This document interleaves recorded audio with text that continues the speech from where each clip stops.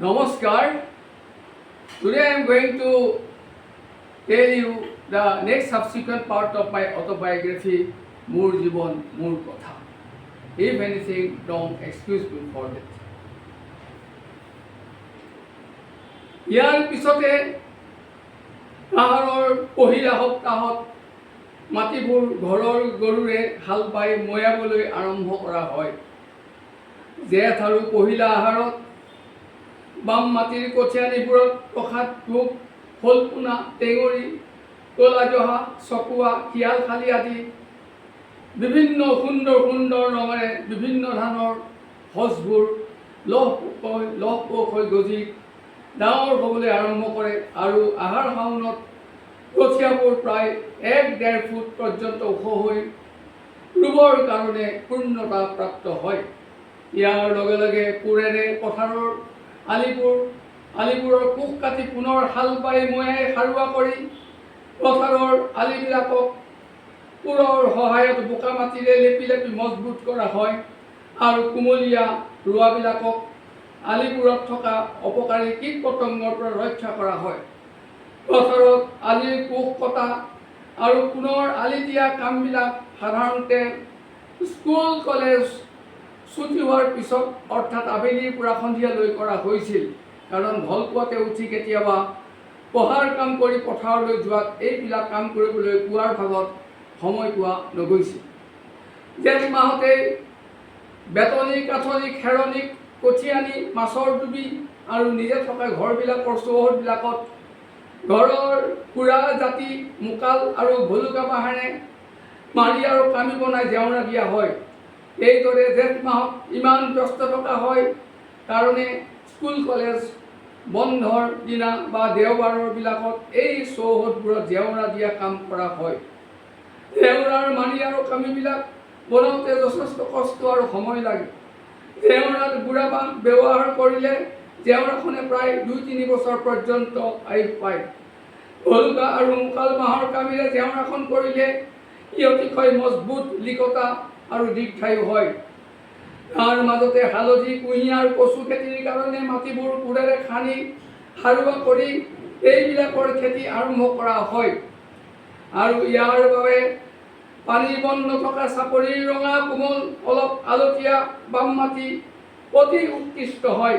তাৰোপৰি জেঠ মাহতে মাছ ধৰিবৰ কাৰণে মাছ ধৰা সা সঁজুলিবোৰ যেনে বৰ জাল সৰু জাল মণিপুৰীয়া জাল জাকৈ খালৈ খোকা জাল খোলা ঠুহা চেপা দলঙা সুকুমা বান ফুল বৰশী পাভমৰা বৰশী বৰ বৰশী আদি আমাৰ বাবে নিজে প্ৰস্তুত কৰোঁ বছৰটোত মাছ ধৰিবৰ বাবে। অৱশ্যে জাল কোঠা কামটো আমি নাজানিছিলোঁ। আমাৰ বাবে ঘৰৰ ওচৰৰ পথাৰৰ দ মাটি কেইডৰামানত সৰু সৰুকৈ পুখুৰী খান্দি জেঠ আৰু আহাৰৰ মাহত তামোল গছৰ পকা ঢকুৱা 10টা দি অতিশয় প্ৰখৰ ৰ'দত পিছবেলা প্ৰায় 2:30 বজাৰ পৰা 3 বজাত তাৰ পৰা জাকৈৰে দনিকণা সৰু সৰু মিছা মাছ পুঠি চেলেপনা গৰৈ চেঙেলী মাগুৰ জালি পোৱালি আদি এই সুস্বাস্থ্যকৰ আৰু অতি সোৱাদযুক্ত মাছবোৰ ধৰিছিলোঁ। মোৰ আই অৰ্থাৎ বৌতি অতি পাকৈত মাছতি আছিল। আইৰ লগতে জেঠ মাহত এনেধৰণে মাছ মাৰি মনত ইমান আনন্দ পাইছিলোঁ তাক ভাষাৰে বৰ্ণনা কৰিব নোৱাৰোঁ। বৌতি আৰু মাহিতীয়ে ৰাতি সাঁজ ভীমকলৰ পাগলি পাতত দৰিকণা মাগুৰ জালি গৰৈ চিৰিকা ভাতৰ চৰুৰ পকা অঙঠা আৰু ফুট চাই তলত ধৰা পাতত দিয়া মাছেৰে সদায় ৰাতি সাধাৰণতে আহাৰ পহিলা শাওণ মাহত আমাক ভাতৰ পাতত দিছিল। আমাৰ ঘৰৰ সকলোৱে ৰাতিৰ ভাত সাজ যে বৌমাহঁতিয়ে বনোৱা পাতত দিয়া মাছেৰে খাম বুলি আগ্ৰহেৰে ৰৈ আছিল। ইয়াৰ কাৰণে গোটেই দিনটো বা খোৱাৰ পিছত বহু ৰাতিলৈ মনোযোগেৰে পঢ়া শুনা কৰি অতি উৎকৃষ্ট ফলাফল লাভ কৰিবলৈ সক্ষম হৈছিল। আমাৰ ছাত্ৰ অৱস্থাৰ দিনবোৰত বৌতি মাহিতীয়ে বনোৱা খাদ্যবিলাকহে বিজ্ঞানসন্মত খাদ্য বুলি কওঁ। তাৰোপৰি ইয়াৰ মাজতে ভলীবল ফুটবল সাঁতোৰা টাংগুটি খেলা মাৰ্বল ইত্যাদিৰে খেলা ধূলা কৰি শাৰীৰিক আৰু মানসিক শক্তি সমানে লাভ কৰি এটি অতি সুন্দৰ আৰু সুস্বাস্থ্য জীৱনত পাইছিলোঁ। মাৰ্বল খেলত চকুৰ দৃষ্টিশক্তিৰে জীৱনৰ লক্ষ্য সঠিকভাৱে নিৰ্ধাৰিত কৰিব পাৰি।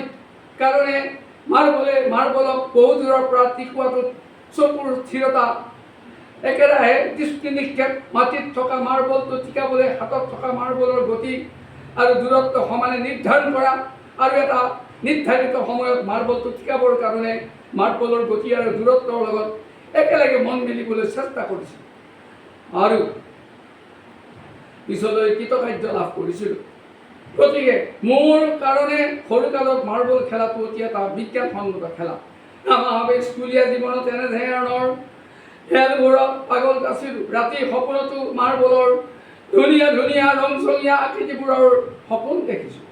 বিশেষকৈ উৎসৱ, বিয়া সবাহ এই খেল বেছিকৈ খেলিছিলোঁ। কিন্তু পঢ়াত অতি উত্তমভাৱে পঢ়িছিলোঁ। অভাৱত দেউতাৰ চোলা বা ৰুমালৰ কাঠিত থকা আৰু গোসাঁই ঘৰৰ বাঁহৰ চুঙাত থকা পইচা মাৰ্বল কিনিবৰ কাৰণে চুৰ কৰিছিলোঁ। ইয়াৰ কাৰণে সৰুকালতে ঘৰত বহুত দিন মাৰ্কিল খাইছিলোঁ। চ' হে word people, what I am telling, it is 100% correct. Actually, always black stay in the body of the moon. So, actually what I am. So, if anything wrong, excuse me for that. Thank you very much.